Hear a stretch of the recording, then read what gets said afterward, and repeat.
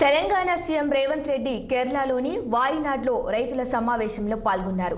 కేరళ ప్రజలు తెలివితో కష్టపడే మనస్తత్వం కలిగిన వారని వెల్లడించారు. కేరళ ప్రజల శ్రమ వల్లే దుబాయ్ లాంటి దేశాలు అభివృద్ధి చెందాయి, కానీ కేరళ అభివృద్ధి కాలేదని ఆరోపించారు.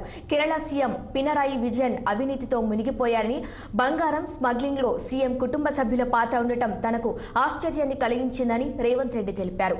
సీఎం విజయన్ పై ఈడీ ఆదాయ పన్ను కేసులున్నా ఆయనపై మోదీ చర్యలు తీసుకోవటం లేదని, ప్రధానితో ఆయన రహస్య ఒప్పందం చేసుకున్నారని వ్యాఖ్యానించారు.